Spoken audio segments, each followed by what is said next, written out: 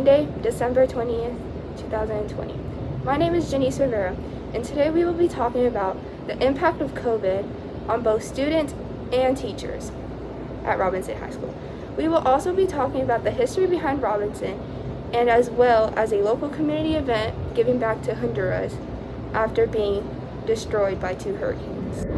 Hi everyone, I'm here with Kayla Fernandez, a senior at Robinson High School of class 2021. Kayla, how has COVID affected your senior year? COVID has affected my senior year by not being able to have a homecoming or prom. Not many of my friends are here, and we might not be able to have graduation. That's unfortunate. But how has COVID affected you to get into college? COVID has affected me because they're not allowing campus tours, and some schools, they don't require like your SAT and PSAT, which might be like difficult for other students. Like say if their grades are bad, like they heavily rely on like, their SATs. What is one thing you want to do after COVID-19 ends? See all my friends and hopefully have a graduation. Thank you very much. Now to Janice Rivera, reporting live with Marisa Perez. I am here with Marisa Perez. He is a sophomore at Robinson High School. He as well plays for the boys varsity soccer team. So, how has COVID affected your soccer team this year? Well, it's been hard because one of our teammates get quarantined, the whole team get quarantined, so it's been hard for us. So we have to take like more precaution with everything. Okay, so what are those precautions that you guys have to take?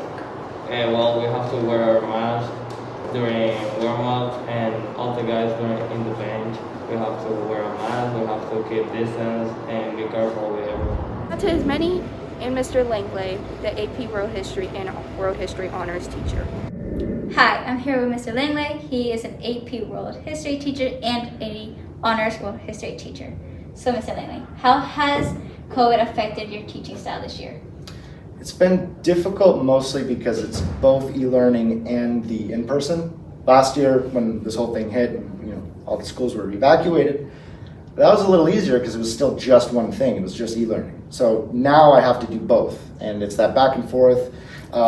It makes it harder when you don't have like a unified kind of projection system. So kind of have to jump between computers and whatnot. Always have to make sure the Zoom class is included and not excluded. But at the same time, you want to move around the room and work with the brick and mortar students, which makes it definitely more difficult. Same content, same stuff I'd normally be teaching, but the style is hard because being 2 places at once, it's tough. Since it is your first year at Robinson, was it harder for you to get closer to students or staff here? I think it's about the same for students and staff. Everyone's been really friendly and helpful, but there's obviously the new behind the scenes things everyone has to worry about. There's getting used to like a new email system, getting used to just the new school and district procedures. But as far as teaching goes, it's generally the same everywhere. It's more just the distance part that makes it difficult, but other than that, great school, super helpful staff and all that. If COVID wasn't around or if it didn't exist, how would it change your teaching style? It's definitely made it easier to, I guess it's been kind of a drive to post things on Canvas regularly, whereas before you could just put things on the board with a due date and that would usually be good enough, but it's sort of it acted like sort of like shock to the system where you need to be completely digital and analog. So it pushed me forward in that way. I'm definitely more used to Canvas now than I would have been without it. And other than that, hasn't affected too much. Wandering around the room you almost feel like you're neglecting the e-learners there when you do that. You want to be in front of the camera there, which can be a little difficult with this new situation, but other than that, hasn't changed too much.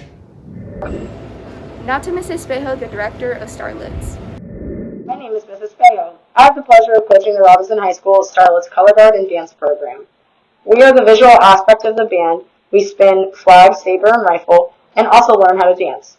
We perform at pep rallies, football halftime shows, and compete with the Florida Federations of Color Guard Circuit for a competitive season called Winter Guard. This has affected our season a lot this year, COVID-19, because all of our students have to wear masks while they're participating in Starlets. So at all practices, all performances, all games, everything, they're required to wear a mask.